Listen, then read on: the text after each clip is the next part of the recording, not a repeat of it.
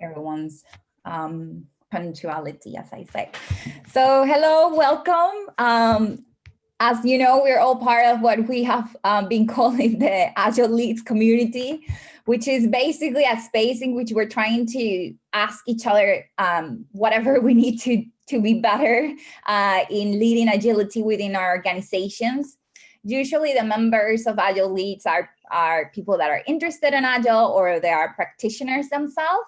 Hence, we just take these moments to try to support each other, ask questions, give advice, share experiences. So hopefully we get those as tools for us to do our work better, lessons, and of course, build also meaningful connections, as we call it, okay? So this is usually the aims of the sessions that we have. So they're not too formal, but we still bring the content and we question things. So whatever we present here, just destroy it, because this is usually what we do. We just like destroy things, and that's actually perfectly fine.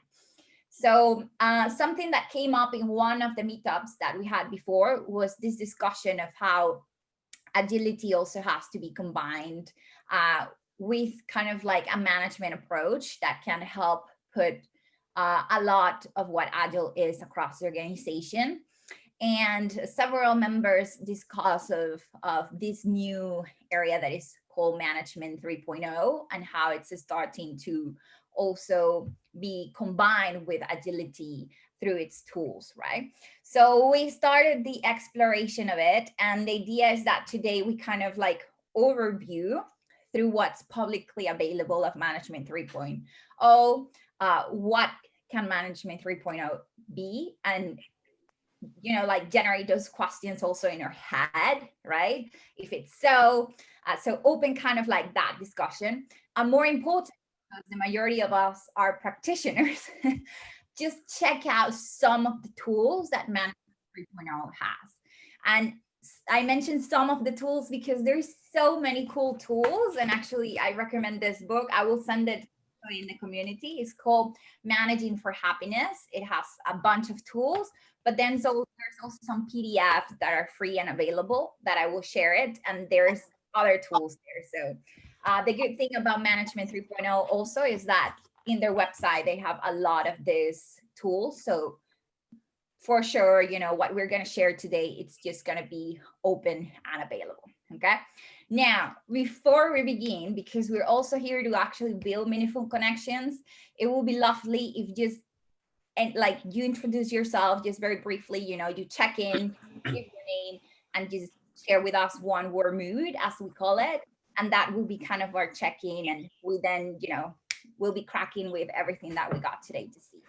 So who would like to just go first and share with us their name and how they're feeling?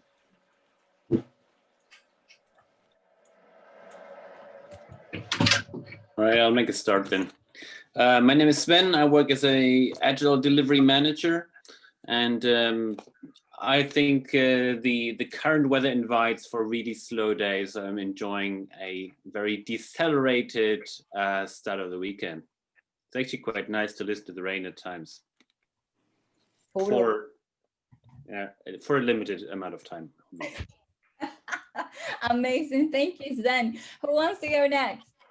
I can go next. This is Meera. I'm doing the role of a Scrum Master from last couple of years here in Brussels, contracting with FedEx. And I'm feeling quite nice because I just baked some bread and had it with hummus. So I'm quite relaxed and ready for this session. Oh, wow. Jealous about that. I actually need to buy bread for home. Cool. Who else wants to share their name and feeling? Hey, this is Henry Chadwick. I'm an account delivery manager across a number of accounts and financial services for a tech consultancy. So very much agile DevOps technology services company in the UK, based here in London. Super cool. Cool. So happy to have tech people here. This is what it's all about also. All right. Who else? I can go next. Go for it. I'm Josie. I'm not going on video today because I'm not very well today and I haven't got out of my dressing gown yet. I am a content designer, contractor, so I work on various projects with various project teams. And I was hoping that this would teach me just a little bit more about Agile. I don't have that much experience with it, and I'd really like to increase the level of professionalism with which I can approach it. All right, pretty close to that. You let me know that, because as we go through management 3.0, I will just highlight the within its approach what it's associated to Agile. Okay, so you also have super. All right, who else wants to go?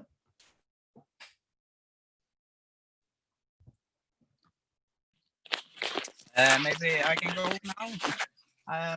I'm Haldur from Norway, and I'm joining here from my car. So I'm just gonna listen a little bit when I'm driving, because I haven't got to home yet. But I'm in, and I'm looking forward to listen to this. All right, welcome from Norway. So it's such an international team right now, because Mara is in Brussels. So pretty cool. All right, let's wrap it up with someone, the last one, and if anyone else also wants to share, feel free to actually put in the chat your name. Let's put everything into like this bowl of a freestanding mixer. So what? So use this Maggi mix thing, or this? Is that you, Camilla? You can do either. Okay, I think Camilla is cooking. It doesn't really matter, really. Let me see. All right, Camilla, I think we were hearing you. All right. Oh, sorry. Apologies, guys. Sorry. Don't worry. All right, guys. So I'm just letting in someone else, and if it's with you, then we will kind of like kick it off. We will start kind of overviewing some fundamentals of management 3.0. We will also very quickly get the synthesis of it with the principles, and then we're going to go to the practice. Okay, so just to let you know, I've shared before in the chat a link to the mural that would be available for us to use today.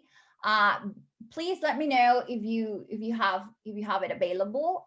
If not, I will just copy here the link again and pop it in the chat. Okay. And basically that will allow you to access some of the tools that we will be trying out today. Okay. And actually, let me bring that here so you can see. As I mentioned, the focus today is a lot of practice. Okay. So you should be able to see here my screen. So we will run today just over the basics of management 3.0, like the fundamentals. In that mural, you also have available kind of like main material. You have the PDFs of what we're going to be discussing, what is it about, and the principles and synthesis. And then you have different material like to play around and use. We will have an opportunity today within the session to kind of break out into rooms, so you build meaningful connections, and also you have the chance to kind of like try out one of these tools. And then when we come back, we will kind of like share those takeaways that we had from the tools, so that helps something that is called super learning, right? In a very short amount of time, by dividing the tools, people will bring takeaways from them and share it with you. Hence, you will get out of the meetup with some knowledge of 5 of the management 3.0 tools for you to overview. Okay. So let's get off. All right. So management 3.0 and leadership. So what do you guys think we're going to talk about when we talk about management?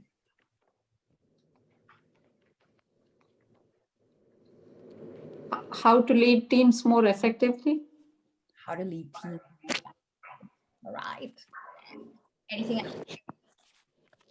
Let's see, someone put something here in the chat. So, guiding a team of people to meet an objective. Pretty good. And then someone here is sharing, you manage work, you lead people. All right, very interesting. Also, pretty good. All right, so it seems that we have some basic idea already of that part of management, all right?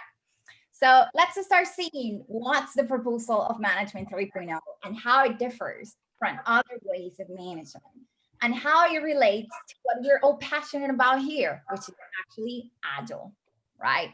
So this, as I mentioned, it's going to be fully available for all of us, so for all of you. So don't worry. Maybe if this is more of space for you to ask each other questions, just for you to reflect, you will have all the material. Yeah. So as many of you know, because I also work in a delivery team, which I love my delivery team. And we are also in charge of what it's the agile transformation of our organization. You might have confronted a lot of questions that and feel identified with some of those questions that are right here, right? As you see, it mentions some typical work-related questions that emerge. So how can we motivate better our team members and associates? Because at my organization, we don't like to call people employee or workers. They're all either team members or associates, right? How can we, keep improving our organizational culture? If you have some managers that are not all about collaboration and co-creation and delivery and creating working things, how can we integrate each other in mindset, from a mindset approach, right?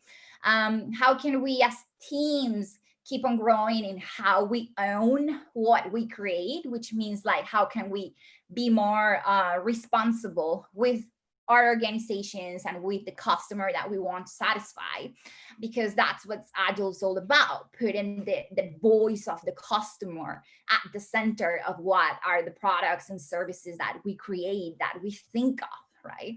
And the other questions are finally, how can we keep improving our teamwork and our collaboration, the level of trust that we have with each other and with those that are our line managers. And finally, how can this help our business become more agile, especially in this turbulent world that we live nowadays, right? So precisely in order to kind of like address some of those questions is that Management 3.0 comes. And it comes because it is pretty upfront at saying, from a management approach, Management 3.0 is different from the typical story of management. And the typical story in management is that there's something that we have to do to change people. The question is like, well, how can we change other people, right? So we can make this organization stronger, so we can be more collaborative, etc. So what do we have to tweak, change in people, right, for that to be achieved? And what Management 3.0 says is basically, no, it's actually, if we want to make organizations more agile, if we want to be as team member, more collaborative with others, and actually deliver on time, innovate, and actually produce meaningful or purposeful products, what we maybe got to start doing is looking at ourselves instead of others, right? And that actually is a different focus on how we manage, right? Because then management starts by self-management rather than the management of others. And this is fundamental to consider because the tools that Management 3.0 creates and proposes have that assumption at its base. Hence, we will see that our tools that do not monitor, do not control, do not replace, do not fix, but actually are tools that generate exploration, discovery, collaboration, okay? And that's the base of the management approach that we will see, okay? So that's just to kick it started. There's something in the chat. Let's just check it out very briefly here. Can we save the work map afterwards? Definitely, you will have everything available. Don't worry. Super. Okay, so the first thing is that I don't want you to be shocked if you start seeing from the management approaches that we're going to start showing that your organization has that one, okay? We will share it then all together. So let's start by just first seeing what management 1.1 is, 1.0 is, what management 2.0 is, and then why management 3.0 is different, right? So some of you may already know this one. When we talk about management 1.0, we're actually talking about those organizations that see themselves as machines. We're engines, right? And even though it sounds powerful and it's something that we hear a lot across our organizations, there is a management style and approach that underlie this. When we see organizations as machines, and let's see, we have here a team member. Let's just let Aaron in. When we see organizations as machine, usually the style of management that leaders assume is that of being careful or being on top of monitoring, repairing, replacing. So usually the machine approach to management, what entails is that as a leader, as a line manager, you're fully worried about monitoring what's going on in the organization, about seeking to repair, replace, or optimize what's going on in the organization, right? And as some of you already know, this partly it's something that we get from what's the engineering approach to management that was called scientific management. And that was very used and highly validated across the 20th century. But underlying it still was that leadership style that is called command and control. Yes. And this didn't build too much of responsibility and empowerment within what we call our team members or associates within the organization. So usually, if we are confronted with organizations that have management as an upfront design, which is pretty planned, top-down planned, and in which there's a leadership style in which there's a command and control, like a lot of the top guidance come from the top, and there's not discussion or there's not incorporation of the bottom-up approach, then we are usually seeing what we call management 1.0, okay? And the interesting thing of this, for all of you that are working in Agile, is that in today's world, not always we are confronted with the lack of having, predictable and repeatable tasks in everything we do, especially if you're co-creating with the customer that product, right? And also in today's world, a lot of the work requires creativity, innovation, and problem solving. And this is something that in management 1.0, organizations don't get to fully use, okay, or achieve. So this is kind of like what management 3.0 says is like a characteristic of this type of organization. Usually it's all about moving people, monitoring them, trying to fix things by just giving them some specific learning packages, etc. So it's like that machine approach, okay, to management. As you can see here, so command-oriented, low freedom management is what characterizes what it's called then that management 1.0. Yeah. So may I ask, how many of you have been confronted with organizations like this or not? Luckily, you have been in other type of organizations. Have any of you ever experienced an organization in which some of these characteristics you saw? So I saw I'm seeing some nodding heads there, like, yeah, maybe. All right. So that's why we usually would call from management 3.0 approach, management 1.0. Let's see here the chat nodding. Jody. All right, perfect. Now, fortunately, Other of you are actually in another type of organizations, which we will call management 2.0. And in this ones, managers are very focused that people are assets, right? And they are what made the organization strong, okay? So this is what we usually call management 2.0, as you see here. Usually your organization would say, you know what, people are the most valuable assets, and we are as leaders servant leaders to our people, but let's keep the hierarchy. All right, yeah, everything okay, but let's just keep the hierarchy, people. Like nothing weird after that, okay? And that usually still generates some issues, okay? Because there's a lot of problem that goes with middle and senior managers and colleagues and staff in functions, okay? And usually generates when the hierarchies are very rigid, they generate blockers to what is called change transformations or fast-paced initiatives that are needed to put in place, right? Because you still have to go through that hierarchy. The other thing is that usually in this organization, even though people are assets, what you see is that the pattern is that there's a lot of what you call incentive of performance that are carrots, right? Well, if you do this good, you get this bonus.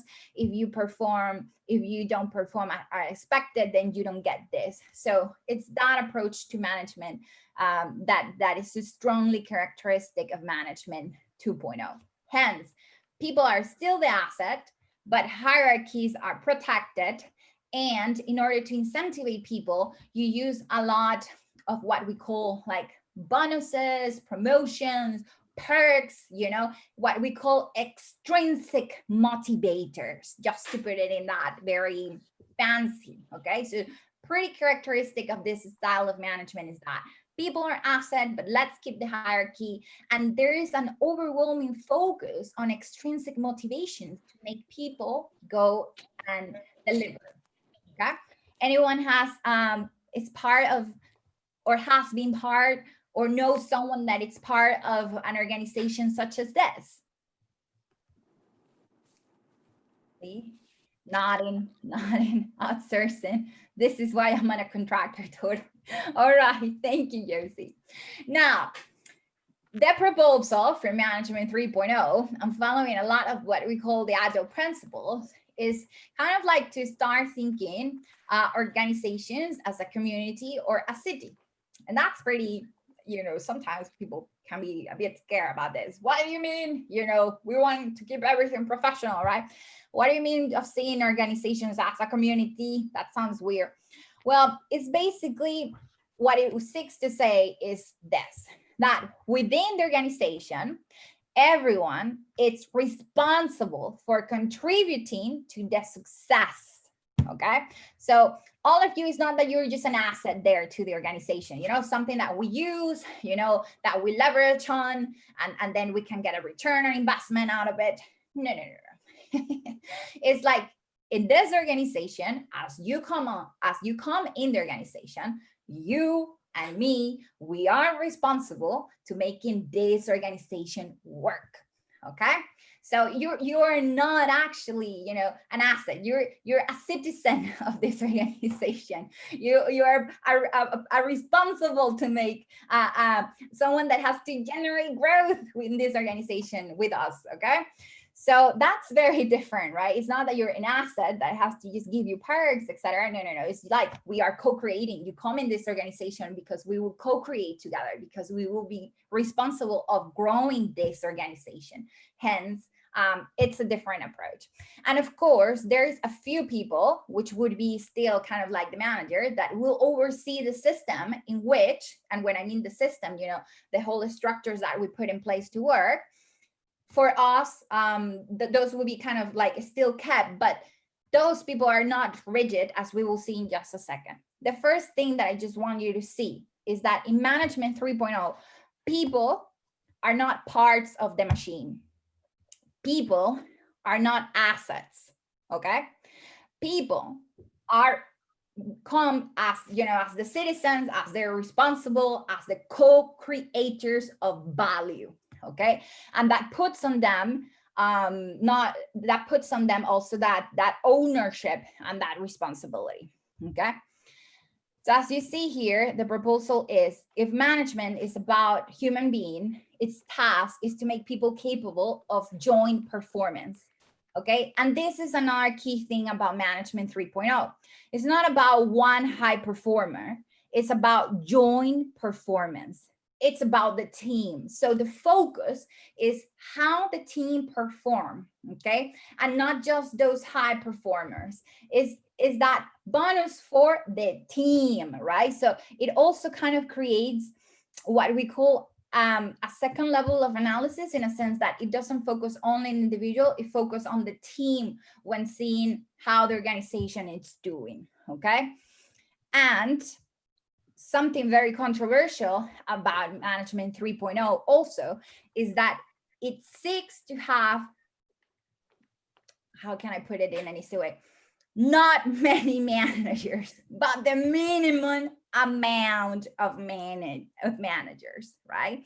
Because if the person enters the organization as a co-creator that is responsible of generating value too, that person is also responsible that the management in the organization functions, that runs smoothly. It's not my manager's responsibility. It's also my responsibility that the business, it's going okay, right? That the management, it's being implemented, it's being executed, that it's working. Yeah, so as you see, the management of the work is a crucial activity, but this could be done without the managers. Here, the proposal is you have managers, but as few as possible, because management 3.0, what wants people is to understand that if there's something wrong in management, they have to own it. They have to propose alternative of how to do it better.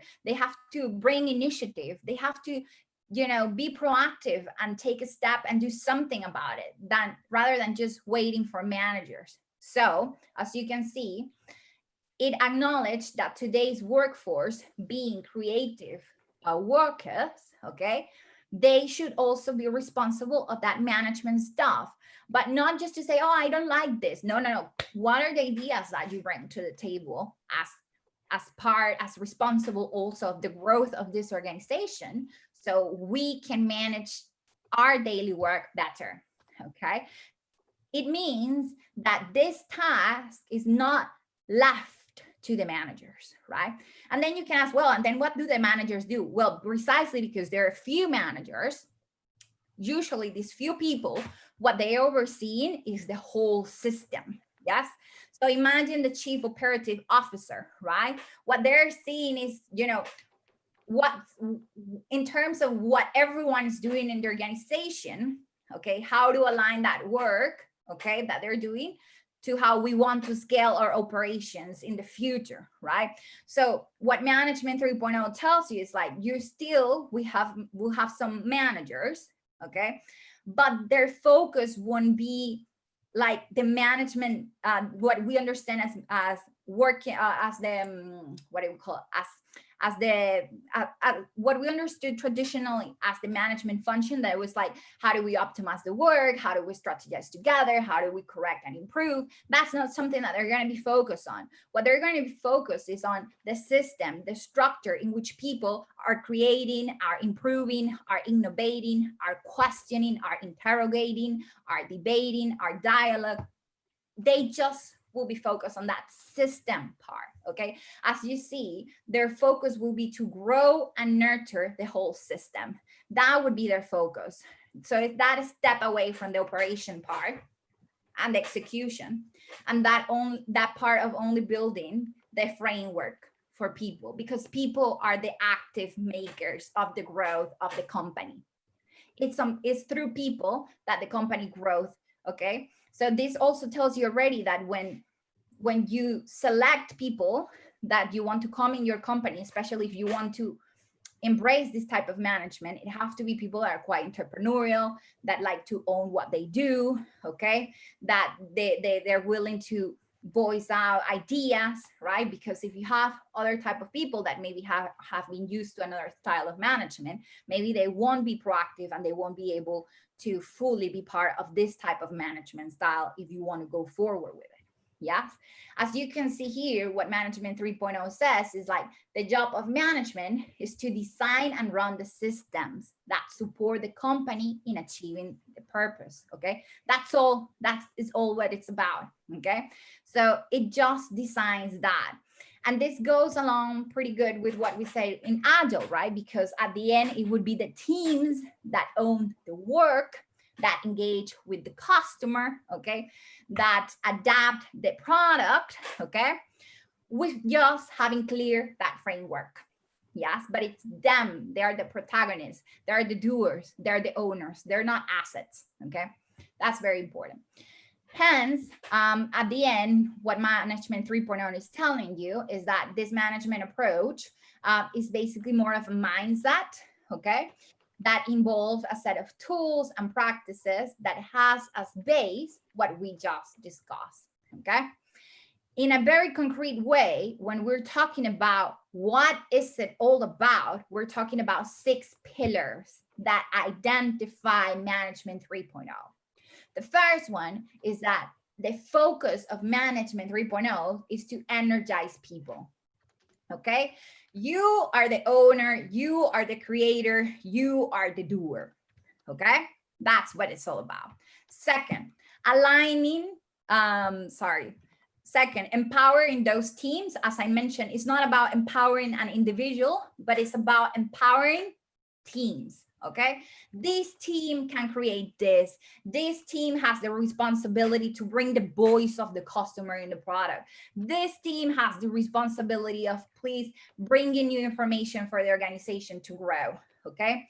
And it also empowers team by giving them the possibility to self-organize to deliver those products and those services and giving them trust, okay? Trusting them, yeah?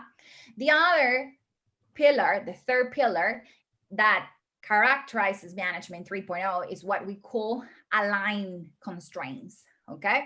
So as you see, it shares resources, it gives people purpose and define goals. Hence, people, Management 3.0 won't work for you or your organization if you guys are not good at setting a purpose for your organization, at sharing resources and frameworks with your people, because this is what it's all about, okay? It's about giving people clear purpose. So if as an organization, you don't have that clear, don't go this route, right? Because you gotta have a clear purpose to go down this road, because only with a clear purpose, you can share it, teams can hop on it and then just go and work on it, right? So it align constraints by giving just people what's the clear purpose of the organization, and it defines it in goals A, B, C, okay? It shares with people the resources that they can use, okay? And then it lets people lead through their teams that, okay?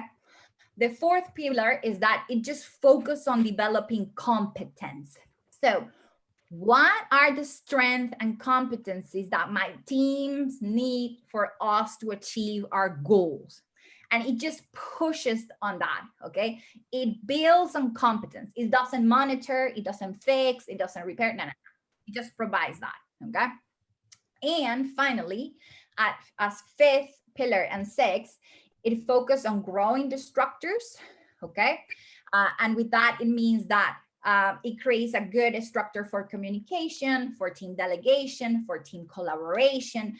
May that be maybe that you set up, you know, the Scrum structure for them to work, or the SAFe structure for them to work, or Kanban practices. So it sets good structures for the flow and the way that people will operate, okay? But lets them operate. So here's a structure, now people take it, they own it, and they operate on it, yes? Hence, as you see, it needs system builders, yes? Leadership here is leadership that can design systems, right? Rather than focus on the people. So that's very important. And the final thing is a constant improvement in what we call the quality and and the learnings of the organization, improving everything, right? So how can we improve our people, our competencies, our team, our organization? So that focus, that's something that doesn't distinguish it too much from management 2.0, but it's something that also rescues and takes, okay? So these are usually the pillars that identify management 3.0. Hence, this already gives you maybe some ideas of what could be some bottlenecks to put it in practice in some organizations rather than others, and be the journey also. Until now, any thoughts? Because this is, you know, this is to debate. This sounds good, but any doubts here? Anything that you do not agree with?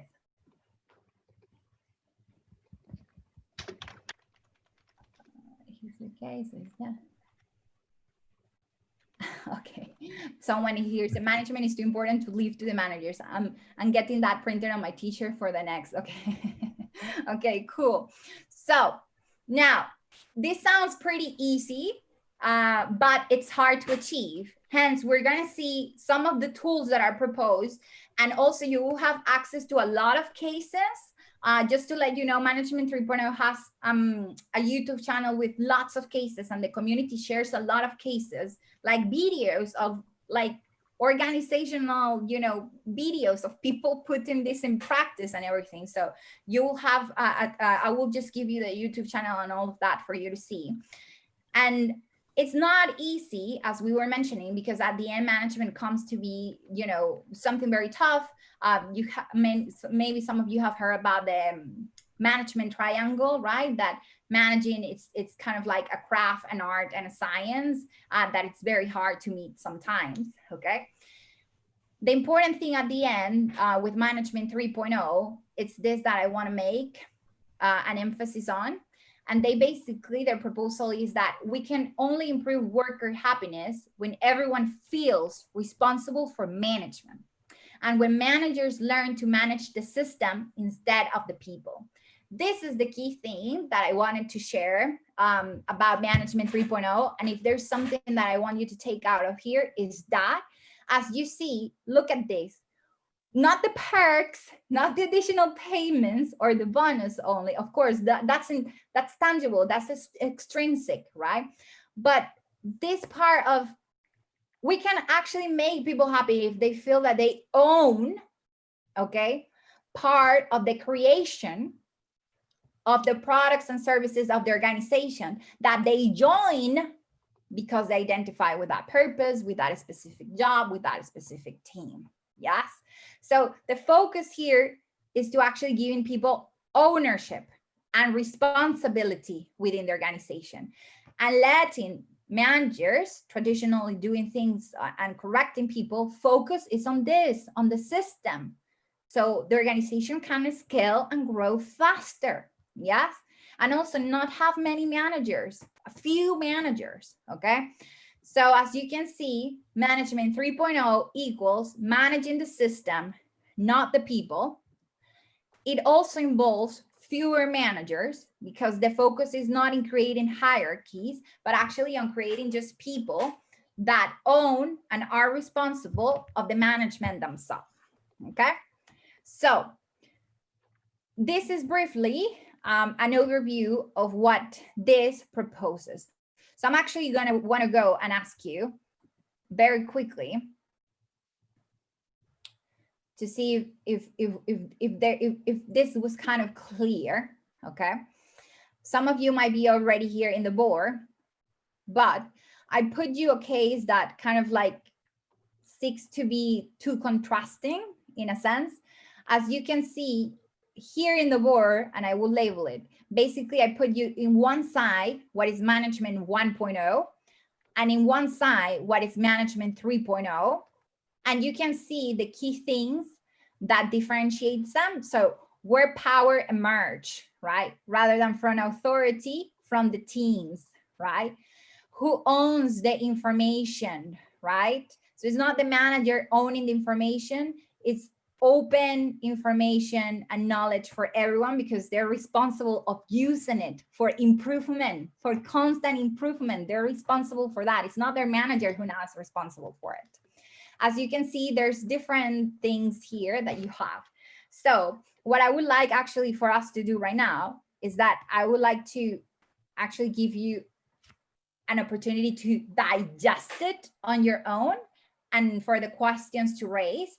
So what I will invite you is to do the following thing. I would like to break you into, very quickly, actually. It will be just a top, 3 minutes, 3 minutes top exercise. And I will break you into 3 rooms, okay? And one of you is gonna have management 1.0, one of you is gonna have management 2.0, and another management 3.0. And could you share with each other those key characteristics that maybe we share here or you identify as we discuss? So when we come together, we can just see from each other the key differences that we acknowledge between the approaches to management. How does that sound for you? Yeah, sounds good. So let's add here their rooms. So your room will be named with M1 if you're management 1.0, M2 if you're management 2.0, and M3 if you're management 3.0. Okay, I'm starting here very fast. Okay, there we go. Can you add the link also? I will add the link also for sure. Okay, and I can assign. Okay. And let me give you the link for those of you that ask for it. Go here very quickly to share the link. Our visitor, copy link here, done. And I will share it very quickly here with everyone. Okay. And also debate it, because maybe if you want one management style, say one that management style is, just be a devil advocate too. Okay, here we go. Let's go, guys. I'm opening the rooms. Make the best of it.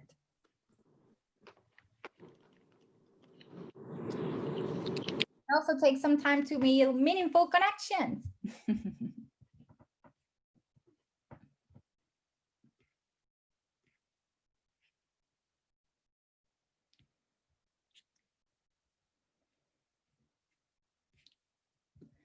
All right, Camila, do you want to join? Did you click? Okay.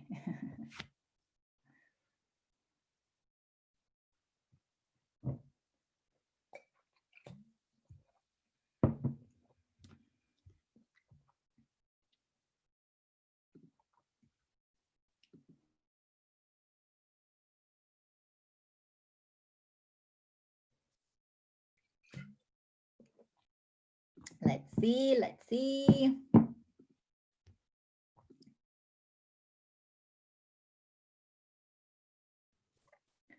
Some cool learnings there. Amazing. Let's see the team from Management 3.0.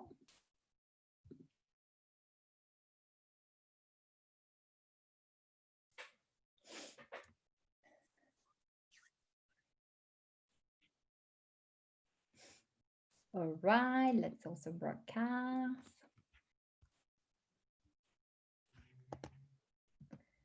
2 minutes.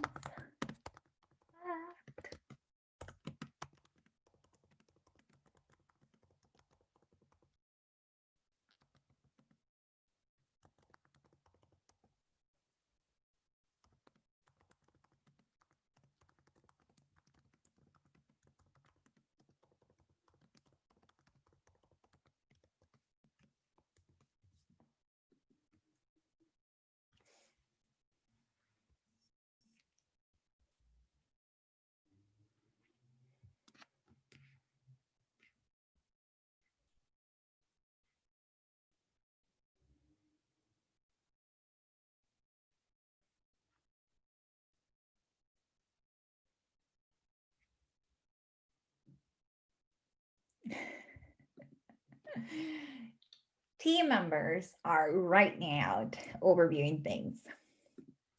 So actually, while they are overviewing that, we're just going to very briefly share that we will be sharing with them what are the principles of management 3.0, which at the end are to kind of like engage people on their interactions. That's the first one.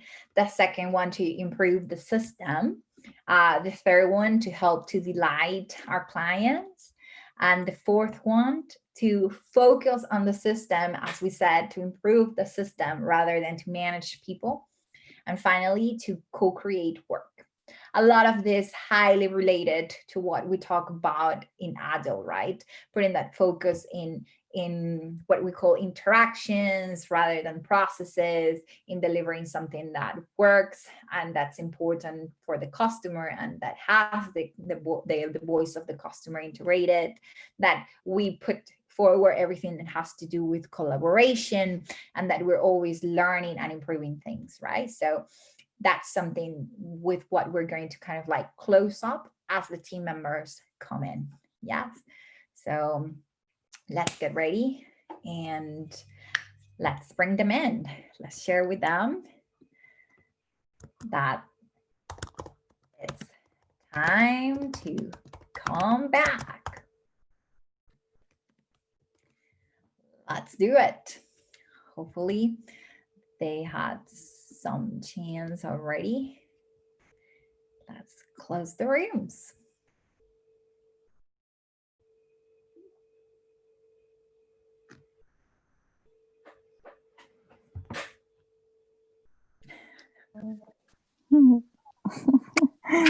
Hello.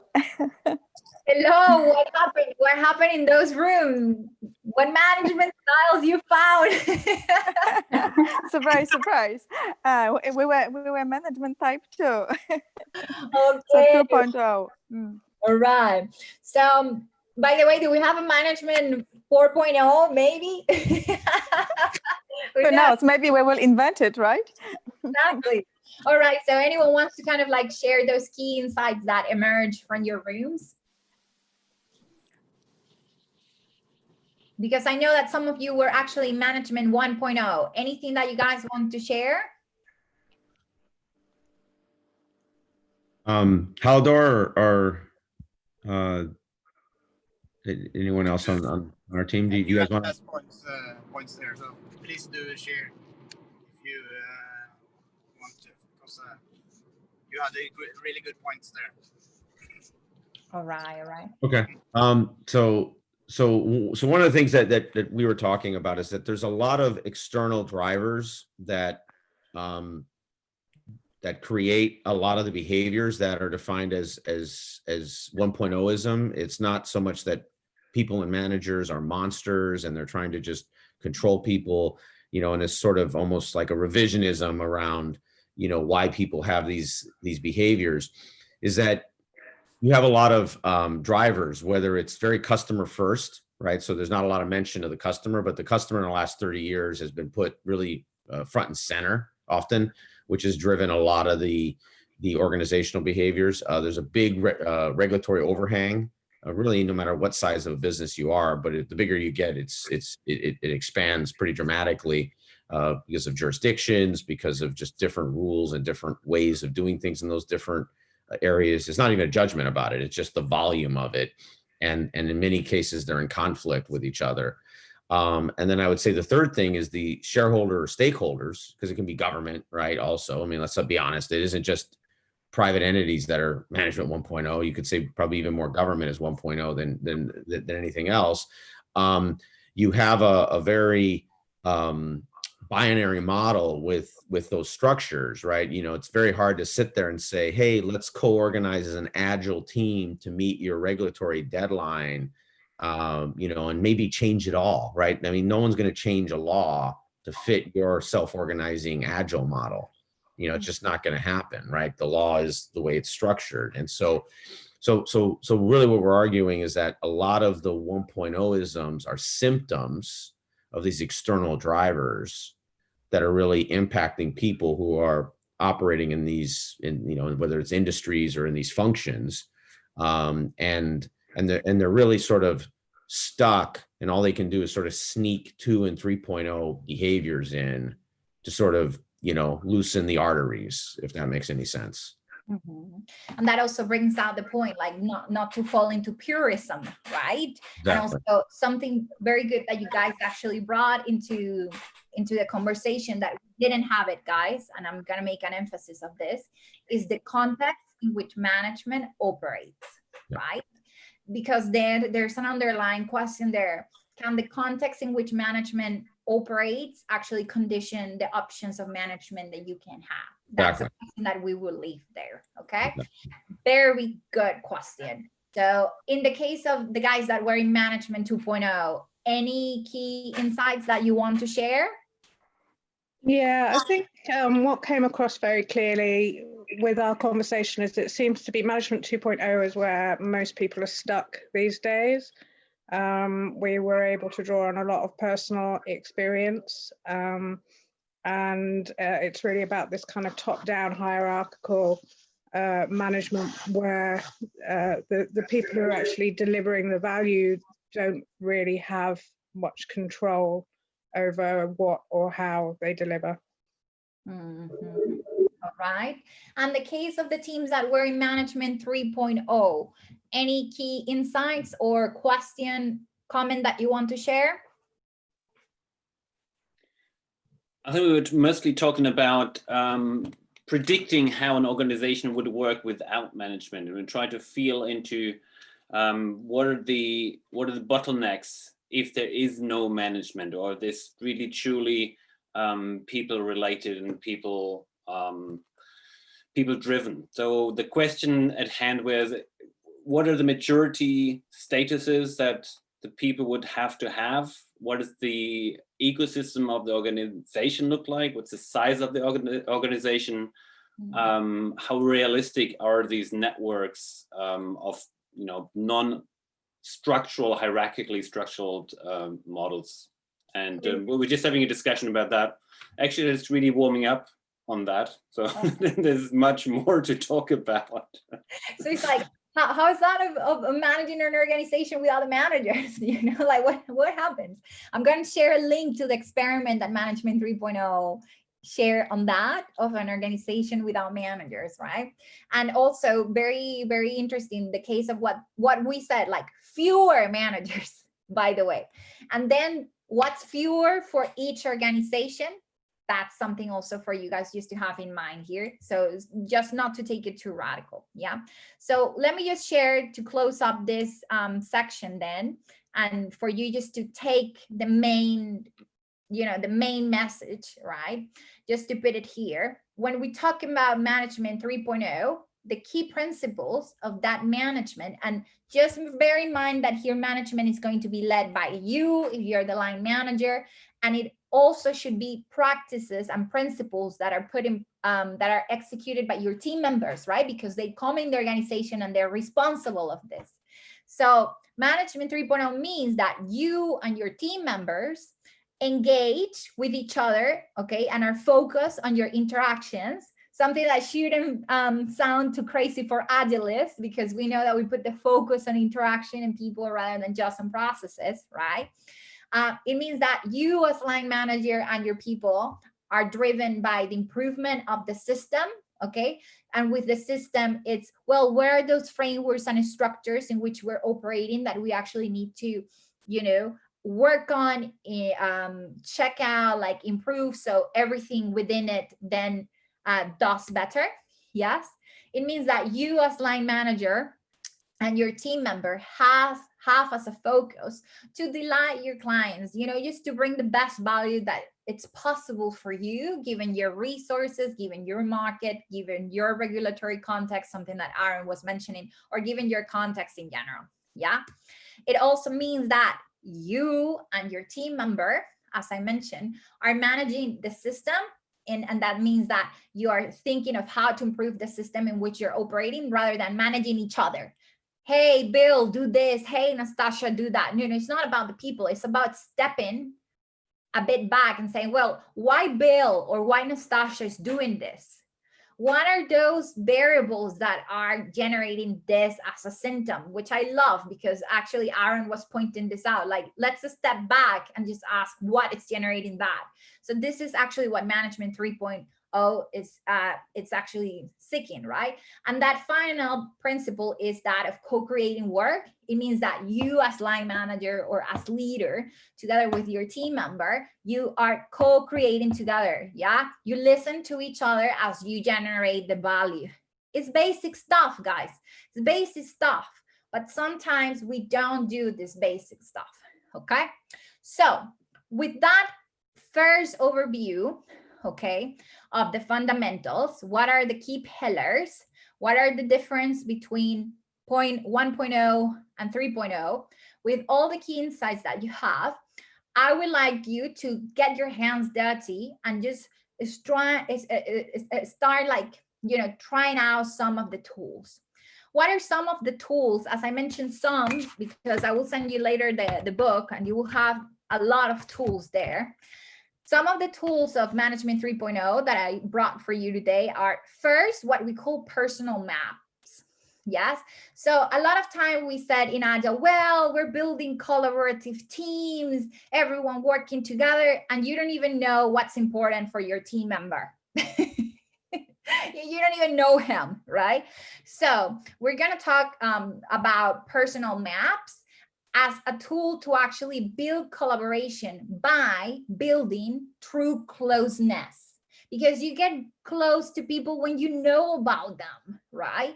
So one tool that Management 3.0 offers so we can build closeness with our team members is something as simple as personal maps. It's incredible how to have a first team kickoff in which you guys share your personal maps can allow us to build true closeness, because then you know what people is about. Yeah. We're going to share another tool that is for incentives and compensations. And one of these tools is called Kudos. Dude, it's not even a perk, you know, that you have to give $20 for someone to take a bicycle or whatever. It's crazy how just recognizing people, okay, on those true things that they do, not just kudos because we want to give kudos, but kudos because true good things were done. By the way, that means that you really want the kudo, you know, you put an effort to get that kudo, can actually motivate people to achieve things. Yes. We're going to see another tool in the area of empowerment and delegation that I love. I totally love. It's called Delegation Poker. Okay. And it actually kind of like disentangle what delegation is about. Sometimes as a leader or as a line manager or as a team member, you delegate something. And it turns out that delegation has different, it's not bimodal. Yeah. I delegate, I don't delegate. No, actually, when we talk about delegation, we can talk about 7 types of delegation. So we will see with the delegation poker how we can optimize the delegation of work so it actually gets done and it doesn't get lost in translation, as we call it. And how can delegation matrices like this one, you know, whatever the case is, you know, agile transformation, who's going to do this, who's going to do that, who's going to do that, can help you actually be more clear about what it's being done. Yes. And I saw here some of you moved some of the things here, so we'll put it immediately here. Don't worry. The other tool that we're going to see, by the way, I'm just moving you here, is what we call the moving motivators. And this is also another tool to kind of like foster commitment and motivation within teams.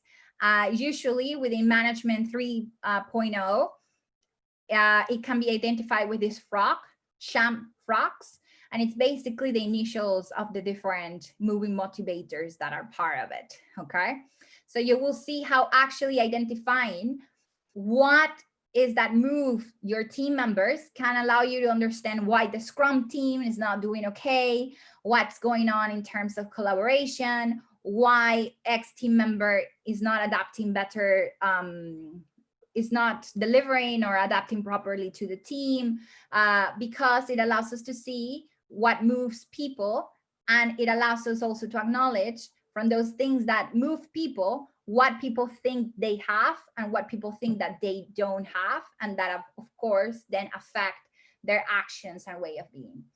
And the final case that we're going to check is what is called feedback grabs, which basically just offers a different structure for feedback rather than the common feedback structure. Maybe some of you have put in practice the very traditional sandwich feedback, right? A compliment, something there about what went wrong, and then another compliment. So here's another structure to how we can deliver actually the feedback, and just make through feedback the true improvements that we need, you know, that sometimes we actually don't achieve with what we call the feedback grab. Okay, so what I will do right now is that I will basically divide you. So each of you have one of these tools, and you will have this tool for a brief moment of time. Okay, you will have top 5 minutes with the tool, and as you start with the tool, you have available here a very brief explanation of it and how it looks. And as a team, you can share with each other how would you use it as a leader, as a team member, as a manager, and you can put in practice the execution of it. In a sense, like you can either build very quickly a very simple personal map if you want. You can write a Kudos if you want to test it, and you can test if you get, for example, the delegation card, you can test it out by putting some delegation cards here, etc. Right? So don't worry, I'll be joining your room and I will be guiding you. But basically, because I want you to have access to each of the tools and the learnings from each other, I will divide you. You each will take a tool, will gain a learning, and then when we come back, you share your tool and what you guys learn. Okay, so that way we can generate kind of like that ultra fast approach. Yeah, so let's assign you very briefly here.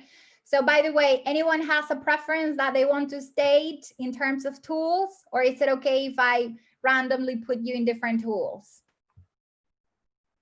All right, then let me move. Okay, let me move here. Josie here.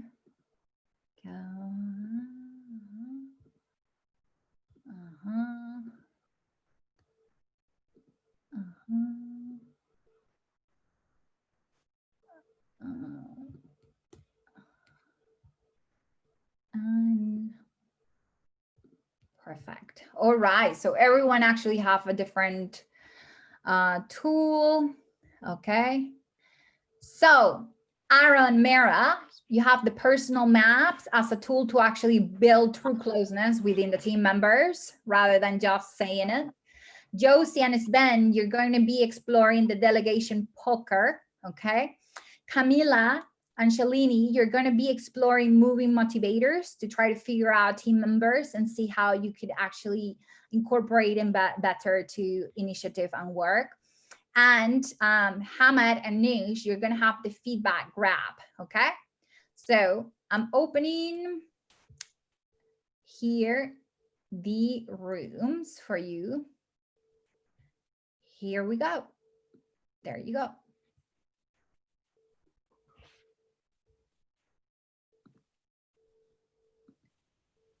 And I'm assigning you guys to Kudos.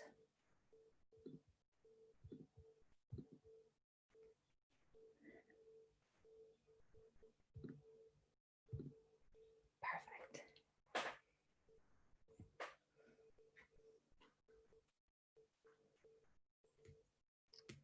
All right, so let's start joining each of the teams.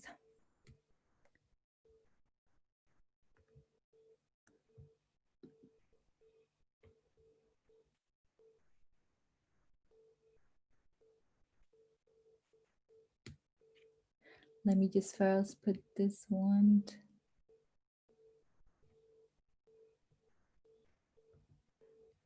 right there.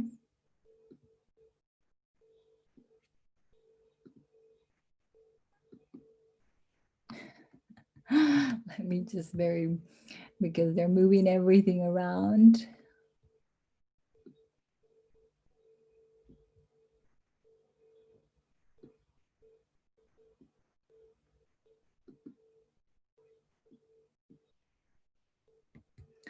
We just close it and move it here. Here we go.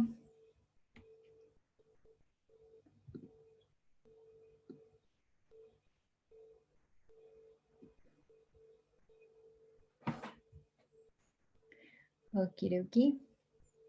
And let's join them.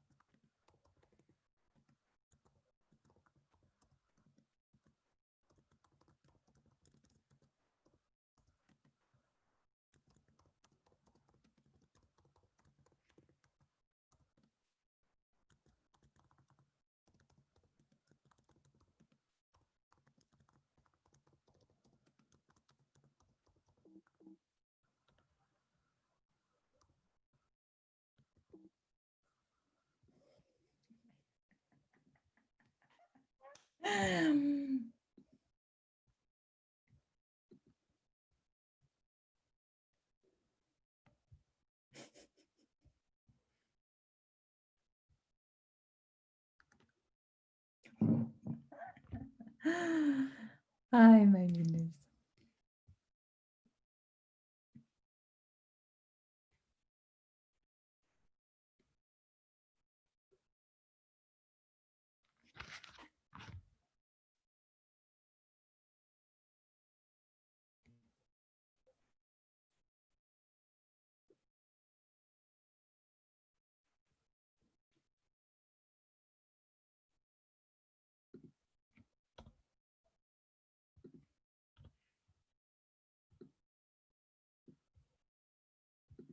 So it's pretty cool. This team actually achieved their moving motivators example.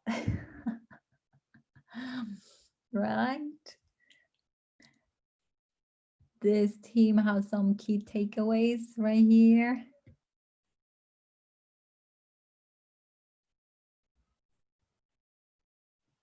Not forced sharing, all right.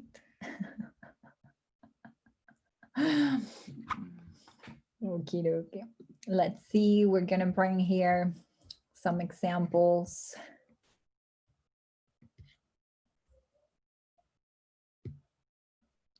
All right. Let's bring these teams on board. Okay.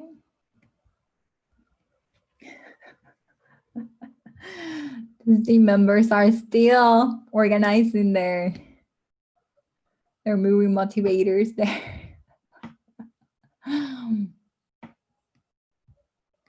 Oh my goodness, they're very funny. Okie dokie.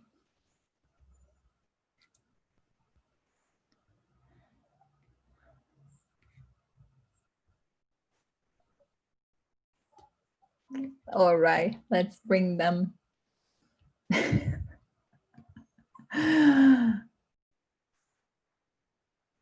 Team duration, exactly. Okay.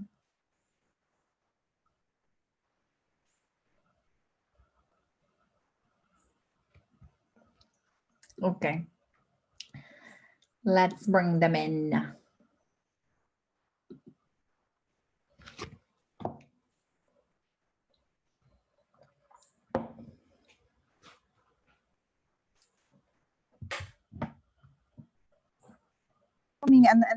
And I see them. Yeah, yeah. Self-organizing. We are back. Right. Yeah, we are back in all the room, in one room. All right, so everyone had a chance to experience one of the tools, right? By the way, those are only 5. There's more tools, obviously associated to Management 3.0. But yeah, anyone want to share initially any impressions? Yeah, I think it was fun doing the personal maps, and I think Aaron can go ahead and share about, what I think we've got those sticky notes out as well. Okay, all right. So yeah, we got some sticky notes there with some key takeaways in the case. So the team of the personal maps, would you like to kind of like share with us what are personal maps about first, and then your takeaways? Amina, do you want to talk about it? No, Aaron, go ahead. Go ahead. Okay. Yeah. So, and Natasha, you know me well enough that I have a very anti-pattern approach to a lot of things. So we talked about how personal maps can obviously be powerful, but it's very dependent on the people, and making this sort of large assumption that everybody either is a change sort of agent personality or just needs to be sort of converted into the religion of it, is a very dangerous assumption. And also the fact that there's a lot of people who have a very introverted or close or private sort of nature, and the idea that they have to sort of be shocked into sharing, we just feel is just not very pragmatic. So what we talked about first is you build impersonal maps. Mm-hmm. So there's a lot of sort of very common, very, almost very safe things, almost really no matter where you are in the world, right?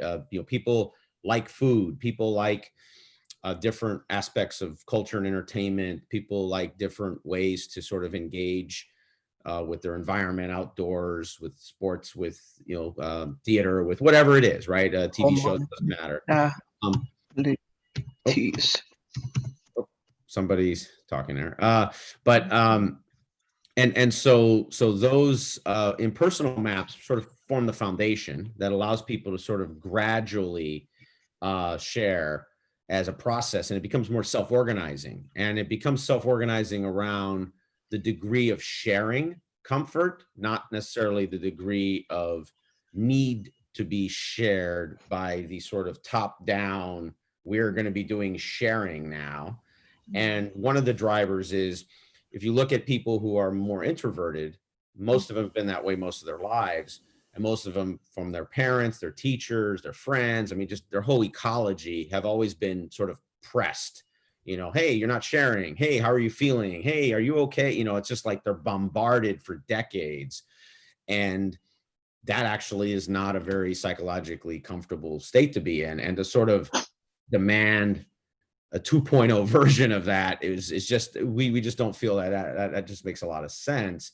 And you can sort of build them there over a lot longer duration and help other more introverted people sort of become the self-organized leaders, because they'll be the ones that can sort of tease this out and sort of nest this out over time. So that was sort of our big takeaway.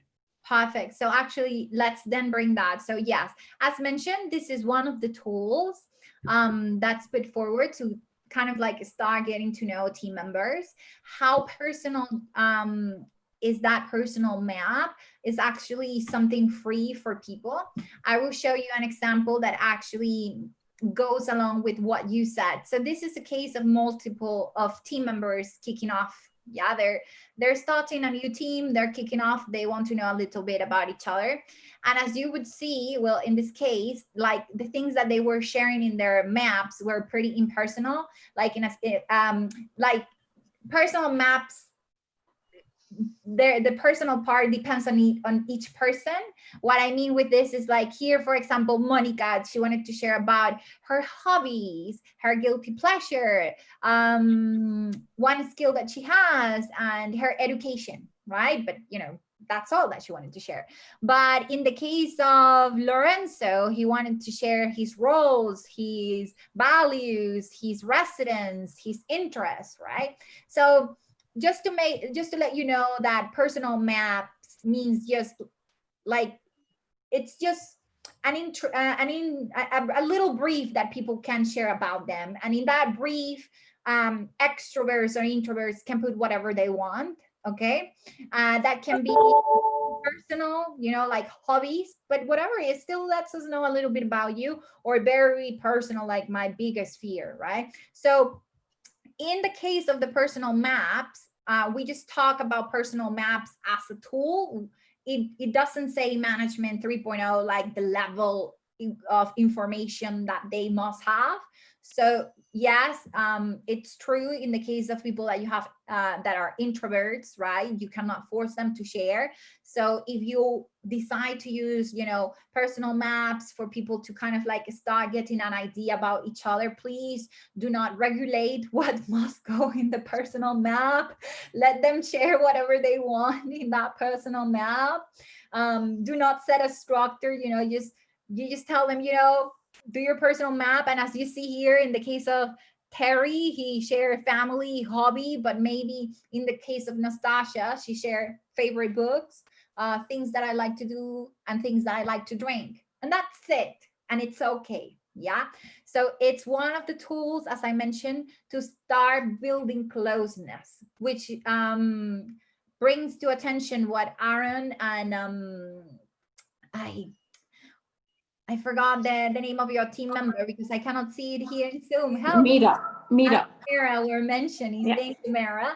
That, you know, you let people not force people to share certain information. Okay, let's respect also that if you introduce the personal map, let people share what they feel comfortable with sharing. Yeah, pretty good. All right, so let's go with the Kudos teams. What are the Kudos, and what do you guys want to share with us?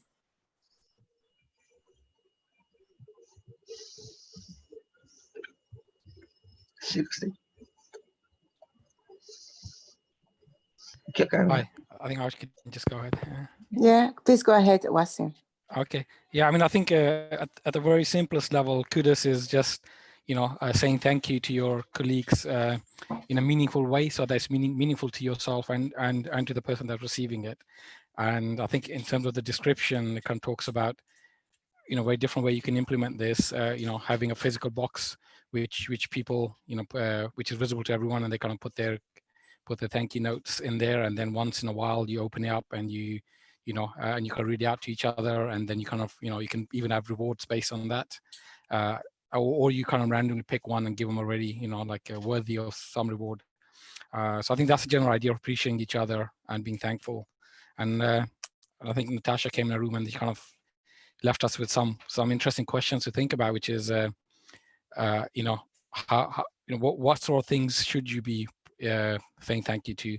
And I think when we were discussing it, we kind of said it's quite subjective, so therefore it's kind of down to the person that's giving the thank you. So if they find something valuable, worthy of saying thank you, then that's what they should say thank you to, rather than someone kind of, higher up dictating, these are the things that you should say thank you to, and these are things you shouldn't say thank you to. So I think it was mostly of like, I'm imagining it won't be like day-to-day things, but if someone kind of does something that has an impact, you think has an impact on yourself, on the team, on the company, or it meets your need, then, and you feel it's worthy of things, thank you, then you go ahead and say that. We also kind of talked about, how do you get the introverts involved? How would you do it in virtual settings? But we kind of, when you're discussing the topic of the introverts, we kind of struggle a little bit of like, what sort of things we could do to encourage them or make sure they get involved, other than, make it anonymous, make it very easy for people to do this sort of thing. Laura, anything else you add?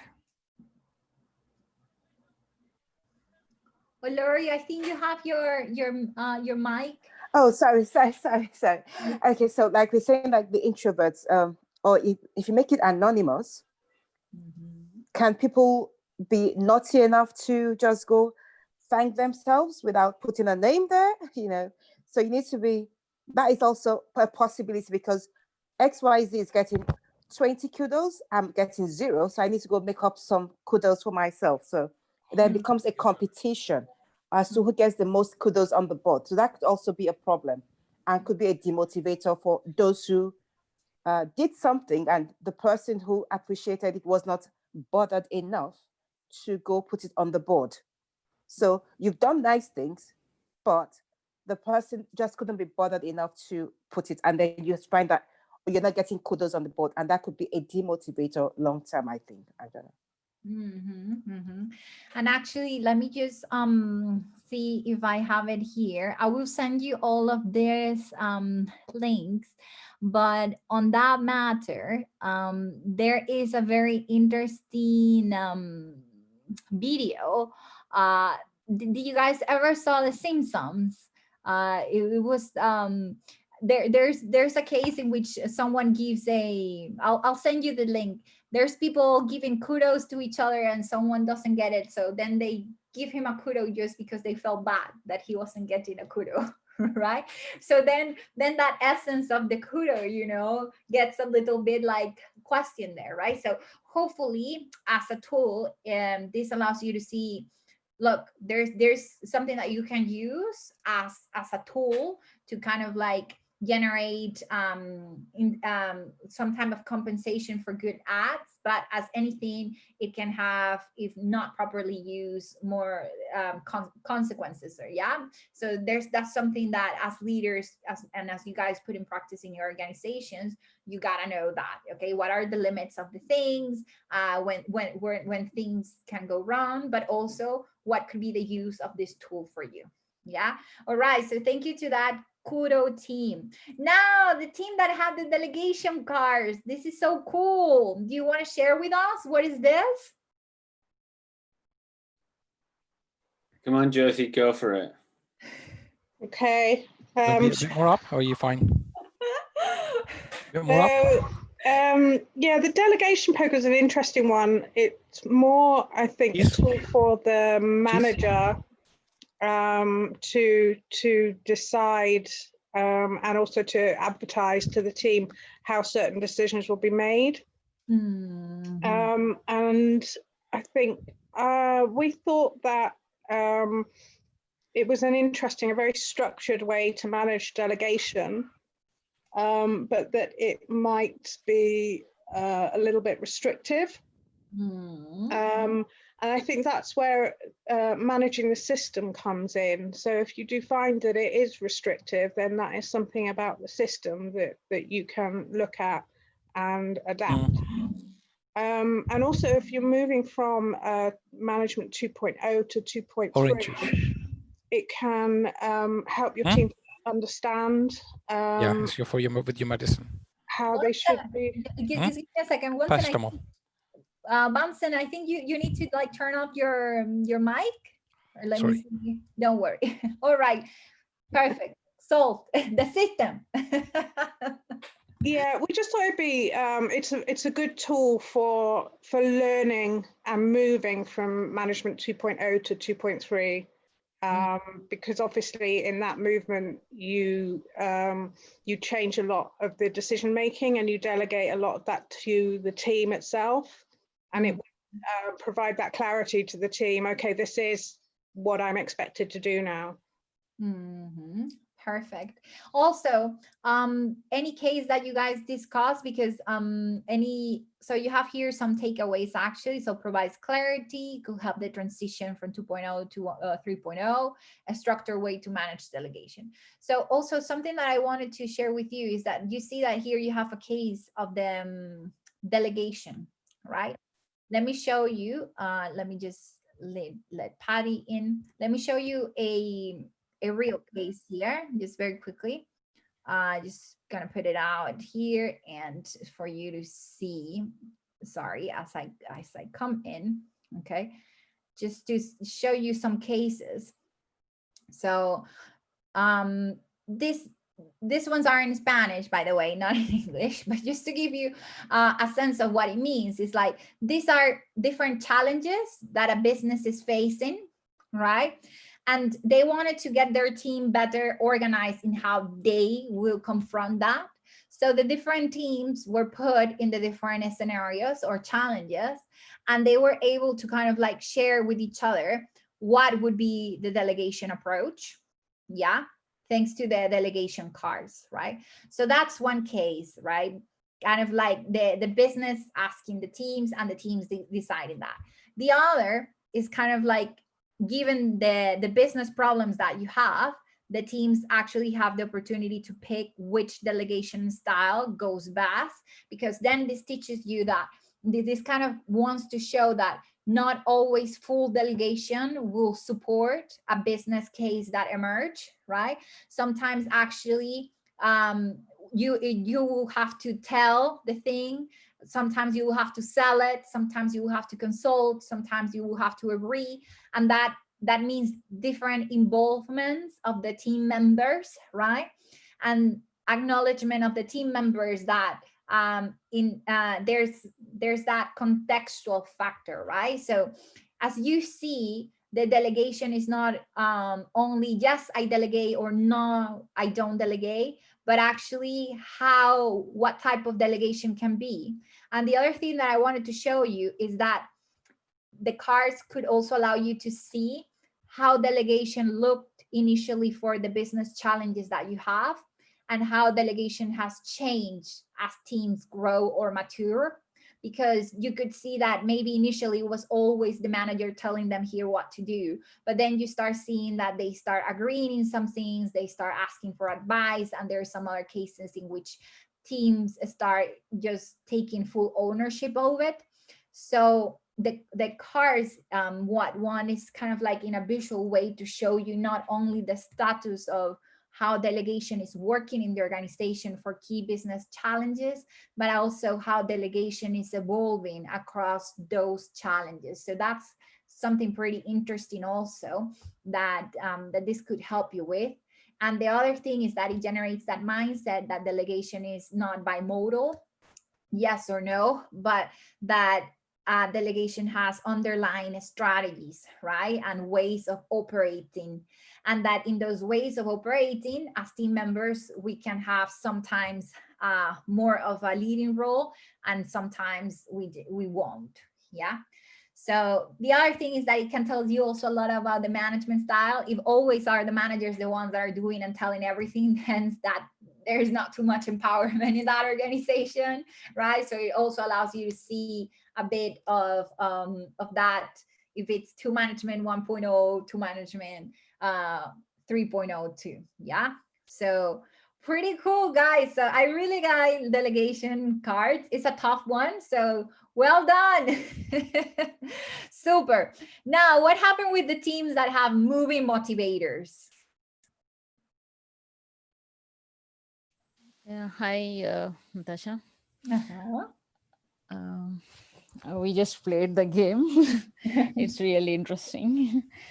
And we just think these are the intrinsic motivators, and they're good, and we just place the what are less important and what are the most important as a team. Or maybe we have a question like it's for the team or it's an individual exercise for each member in the team. So you can do it as a team, and as individuals, right? But so these are intrinsic, right? So it these depends are on individuals. So how come a team play this? We didn't get So that. you can do it as a team by doing something like this. Let me show you. So this is a case of a team. Okay, let me show you this team. This team has all of these different movie motivators. So I will give you my case because I had to put my example, right?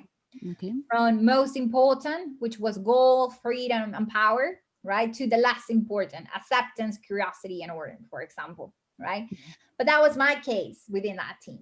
Within that team, in the case of Monica, she had mastery, freedom, power, and then the least ones, order, honor, and relationships.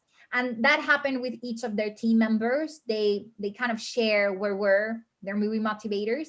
And then what we did is that we put the main movie motivators of each one here, the ones that were in first place, the ones that were in second place, and the ones that were in third place. And you can start seeing what things were in common. So all of us had goal and one had mastery. The majority of all of us had in second place freedom or mastery. And in third place, then it started to vary, like power and curiosity and freedom. So there's a way in which you can put it all together to kind of see where the team aligns. Yeah. And it's basically by taking the first three motivators, you put the first one in the main ring, the second one in the second ring, and the third in the third rings. And you can start seeing those motivators for the team in general. Yeah. Oh, that's rather great. than from the individuals. Yeah, that's great. That's what we are figuring out. How come a team would be participating in this? They are more seems to be the intrinsic desires of individuals. Cool. And the other thing we try to play that. Camila and me, we just placed a few. And you liked it? Let's see what you guys kind of share there. So these were the ones that were more important for you. Yes.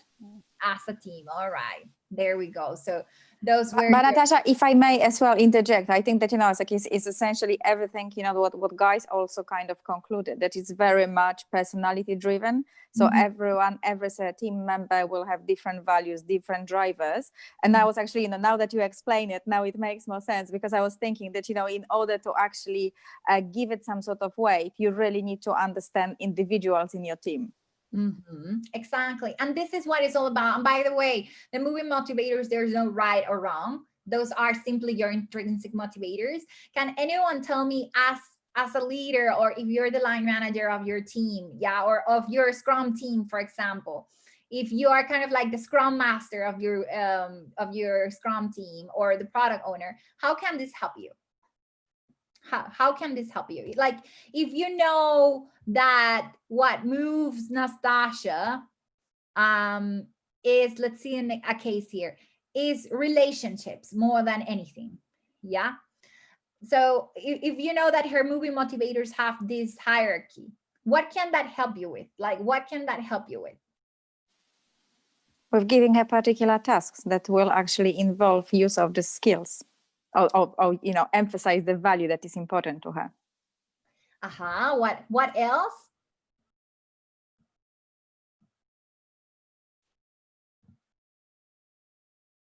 Make her facilitate something, or let her give some presentations to the team, open up and to have contacts in the team. Exactly.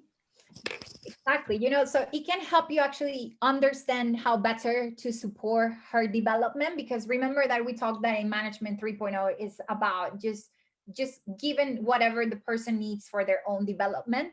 So if I know that for Shalini, for example, a status and acceptance are very important, and I ask Salini the following thing. Salini, let's just do an example with this, okay? It doesn't have to be true or no. Okay, I'm going to take this line, which was meant to be here, and I'm going to ask you two things. Okay, I'm going to put the line here. Okay, and another line here. Okay, so I'm going to ask you, I can ask Shalini, for example. Well, Shalini, you now have shared with me that a status and acceptance is very important for you. Can you put, if you have a status and you feel that you got it under control and you have it fully right now, as we are in this team, in this work, put it up. If you feel that you don't have that, put it under the line, right? So Shalini, where will you put the status? Particularly in this scenario, or In this scenario, it will go to the up, maybe. it will go up. Okay. Yeah. And acceptance. Imagine that we're a working team. Like imagine that we're a working team, and I'm asking you, given our working environment, how we're feeling with each other, how do you feel about acceptance? That you have it at the moment, or that you don't have it at the moment? I don't know right now, so I'll keep it down. Exactly. So you kind of like keep it down. You don't know, right? So Yes. also, this can allow you as a team member, as a scrum master, as a line manager, or as a leader to get a sense of, well, look, if Shalini's first motivators are acceptance and a status, and from those first, she feels that she only has a status, but she doesn't have acceptance, right? Obviously, this already can tell you, well, I got to work. How can I support more Shalini so she feels this way, right? So it kind of gives you a way for you to learn and understand better how to truly support Shalini in things that move her, right? So give an example. Imagine that I'm Nastasia, my most important motivator is freedom, and I put it down here. Maybe if my line manager comes and he wants to sit down with me, so it's like, how can I give you more freedom? So you do whatever you need, right? So the conversations, as you can see, that you can develop by having acknowledgement of the moving motivators of people are conversations that can be more targeted and that can really touch upon things that are key for people's development. Yeah, so that's kind of like one of the ideas that I also wanted just to put out there. So, well, cool that this team had some fun then with the movie motivators. Here are some key takeaways that this team shared with us. Internals, desires, get review. Anything that you want to say on that? Sounds cool. All right, let's wrap up with the feedback grab team. What happened there?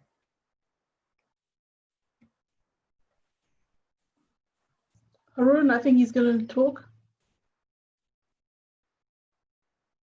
Is he still there? Arun? Let's see. Maybe not. Do you want to go ahead and share? Fair enough. So I think this is all about giving feedback. The video explained that traditionally you were encouraged to give criticism or a negative feedback wrapped between two positives, right? And he was saying that that doesn't always work. A lot of people don't like to receive feedback like that. And he was suggesting that we use this feedback wrap. So we provide feedback using these 5 different points that he talks about, and to talk about facts and feelings as opposed to, you know, try and sandwich some good news between bad news as well. He talked about being respectful and constructive when you give your feedback, and just to make the other person more aware of the impact of his actions, his or her actions, that's making this feedback necessary, i.e. it being negative. It took us a long time to figure out what we were supposed to do, so we haven't had a chance to put anything on post-it notes. So I quite liked it actually, because when I heard the video, I thought, oh, actually, the structure to give feedback actually makes a lot of sense, and I think I would prefer that to somebody trying to sandwich you know, negative versus the positive, because then you don't have, sometimes people don't understand what the other person's trying to say. So I quite like the way the structure of the feedback is set out. Yeah, super. Because sometimes in agile teams, we're talking like, oh yeah, let's improve communications. Yeah, but to improve communications, let's have an agreed, clear structure to communicate with each other, right? So what Management 3.0 it's bringing here in terms of communication, especially with this tool, when you give the feedback, it's just providing a structure that is less personalized, and that also doesn't follow this traditional model that is called the sandwich, that has been proven that it doesn't work particularly, right? So it puts the feedback more from a fact approach and an structured way, and that also highlights in an assertive way the emotions, right? So when we talk in Agile about improving communication, something interesting about Management 3.0 is that it kind of gives communication also a bit of a structure as you approach it, right? So pretty cool. Now, just to let you know, in communications way, there's a lot of tool that they have. This is just one little, very simple case. All right, guys. Natasha, sorry, can I ask a couple of quick questions? Yeah, of course. All these tools that we talk about, at what point would you actually use them? As in, would it be before you kick off a project? When would you utilize them? And also, I think a lot of these feedback is for the manager to be able to manage the team, but aren't we talking about not having managers? So I'm slightly confused. Yeah, so the feedback is not only for the manager, it's for team members. Sometimes I don't know if you guys have experienced this, but something that I'm experiencing at the moment in some of the organizations that I work with is team members not being able to communicate assertively online with each other. So sometimes they give feedback to each other in ways that are not constructive, right? So this is not actually only for managers. This is also for agile teams that are discussing particular bottlenecks that are emerging in the production or in the delivery of X product, for them to actually be able to structure their communication with each other, in a way that is assertive. So it's for sure not just tools for managers. It's tools for us to engage better with other team members and in our organization, because as said, these things are usually associated to the manager. The manager is the one that gives feedback. The manager is the one that is interested in the people's motivators. The manager is the one that is the one that gives kudos. The manager is the ones that delegates. But actually, Management 3.0 is giving these tools for all the team members, because we should all be able to put in practice this type of things. If I want to know how Shalini, that is my team member, what's going on with her, why she's maybe not feeling good, not doing her work, being absent, maybe I can have just a conversation, in which we try to figure out, what's moving her, what's going on. And so those tools are actually for you to use also with your team members. Yeah, as mentioned, the management is not something only for the manager. It's something that you can execute with the right tools. And by doing that, you're improving your organization. And when would you create these tools? Is it at the beginning of the project, or during the project, or as and when needed? I mean, when do you actually take these tools and sort of start creating some kind of a workshop to get the information from people?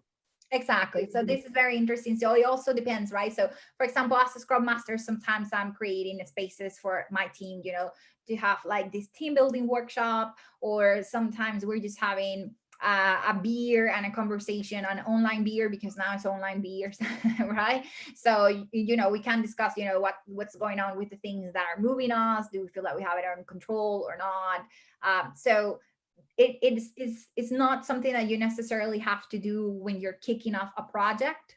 Okay, it's something that with your team members you can create as you guys are working in the product. You can send kudos whenever you want, across the product.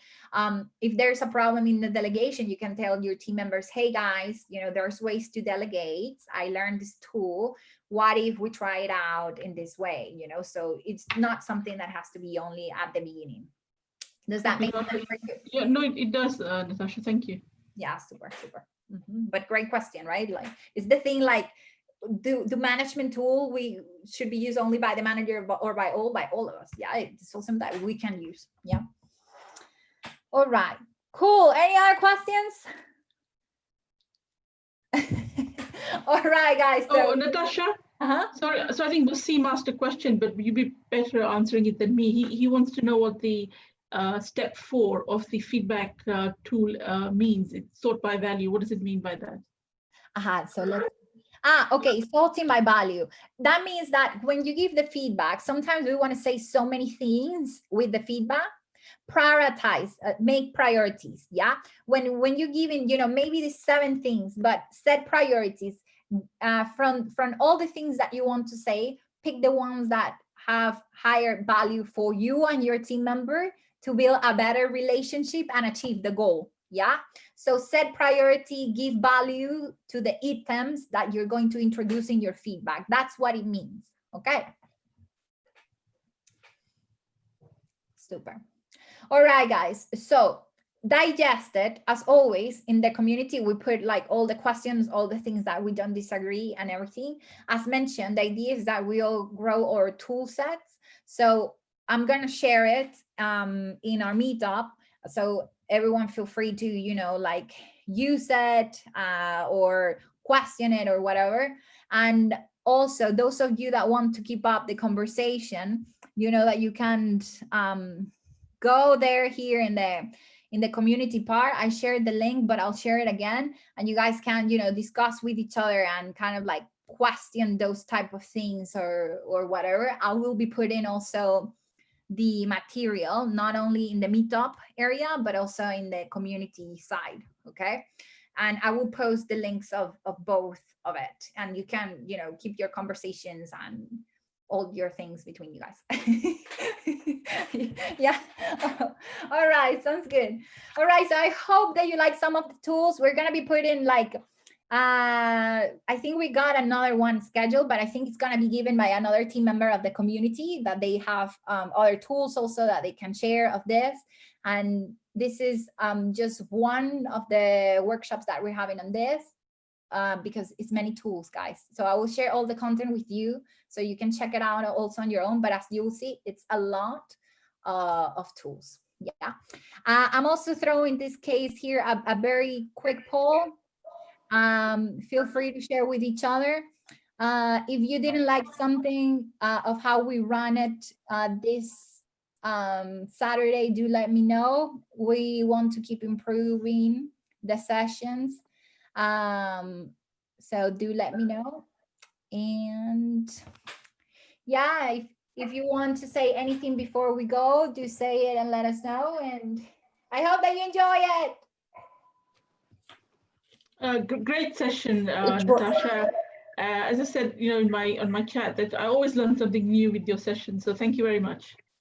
All right, and most important, like as Aaron does, usually, like if you digest it and you know that something doesn't make sense, share it in the meetup or in the community. So because everyone here is a practitioner, then they have that, you know, that other view, and they can learn better when to put it in practice and when not to, you know, because there's a lot of literature on agile and on management, but we are on the ground doing this. And when we start talking it, then we know what are the limits of these tools and when best to use it. Yeah, so super, please, if you can also, as digested, share your thoughts. All right. Great, Awesome, thank you. Bye. Have a wonderful afternoon. Thanks a lot, Natasha. Great content. Thank you. Thanks so much, Natasha. Yep. Great job like usual. Thanks. Thank you. Bye. Bye.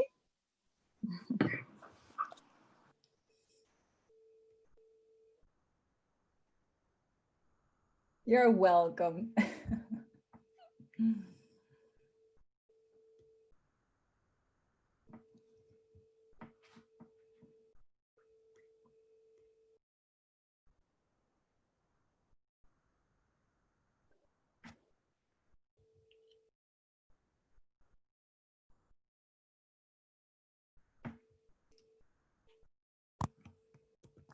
Right. See.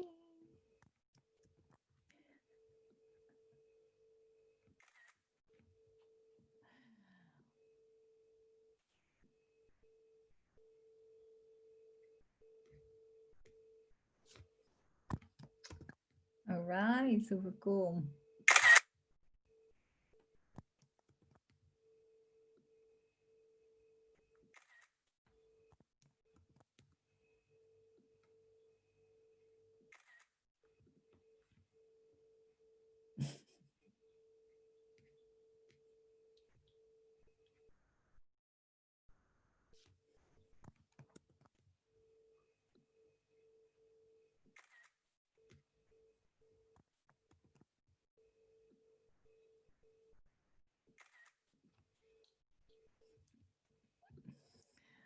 All right. So as you saw, your team members enjoy some of that. I think the commitment is to keep improving it. Thank you also for being with us. We're sad that you had many things to do.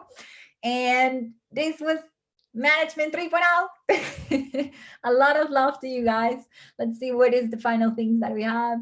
Great sessions. Yeah, as always, they're learning. And super. I'll see you next session. A lot of love. Agile leads.